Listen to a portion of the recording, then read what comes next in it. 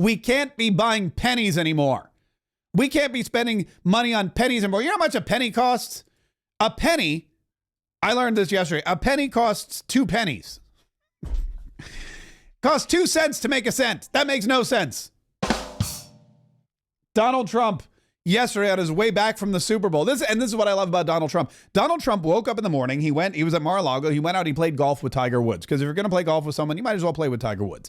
Then he went home. I imagine he showered, maybe had some lunch, got on the plane, flew to New Orleans, went to the Super Bowl, greeted people, met people, got cheered when they showed him on the Jumbotron, all that great stuff.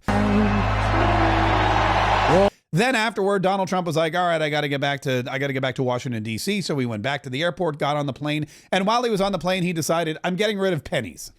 And he did. And he goes, for far too long, the United States has minted pennies, which literally cost us more than 2 cents. This is so wasteful. I have instructed my Secretary of the U.S. Treasury to stop producing new pennies. Let's rip the waste out of our great nation's budget, even if it's a penny at a time. I'm telling you, this should have been done years ago. We have been wasting money on pennies for years. A penny costs more than 2 cents to prepare? More than 2 cents to mint a penny? Why on earth would you spend 2 cents to make 1 cent? It makes no sense. And now, thanks to Donald Trump's executive order, we are making no sense. At least no pennies. I say get rid of the nickels and the dimes and the quarters too. I don't understand why we have change at all. Round everything up or down or both. If you round everything up, round everything down, then you should be fine. If we had a consumption tax, the way Neil Bortz would talk about, or a fair tax, or any other kind of tax than the one that we currently have, you wouldn't need pennies. You wouldn't need any coins. You could just pay an even number for everything. The tax would be included. It'd be fantastic. Donald Trump finally is I dare anybody to argue with Donald Trump ceasing the minting of pennies. If anybody, because when you boil this issue down, when you look at government waste, okay, Donald Trump says we're getting rid of government waste. Elon Musk says we're going to make the government more efficient. You go to the Treasury Department and you say, okay, what do we do here? Well, we make money.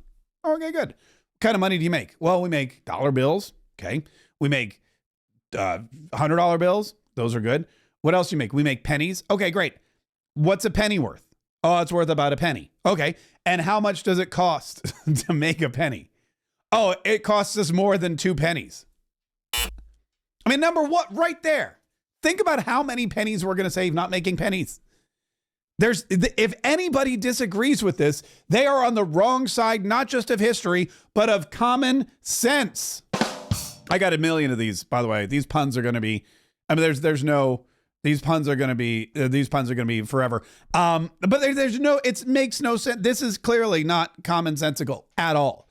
And there can't be, if anybody argues with Donald Trump getting rid of the penny, then they are clearly either corrupt. They're part of Big Penny. You know, they're part of some kind of massive Big Penny operation that's making money off of these, some kind of special interest that's all about, I don't know, maybe Abraham Lincoln's, family. Maybe the Abe Lincoln estate has a huge national interest or a huge personal interest in pennies continuing to be minted even at a loss to the taxpayer. I don't know.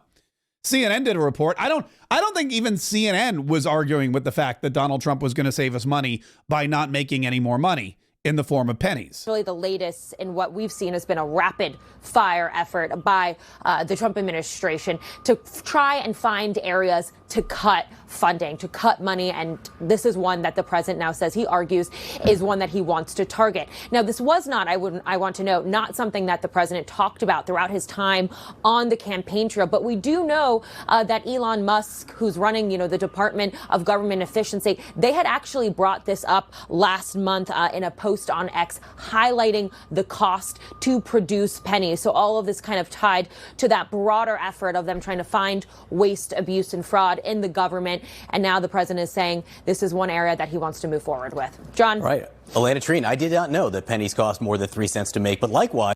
Look at that. CNN's didn't even know. Of course not, because they don't ever actually do any investigative journalism. But he's like, yeah, if it costs more than 3 cents to make a penny, there's no arguing with that. There's no arguing with that. And she brought up another great point. She said, this is the kind of whirlwind pace.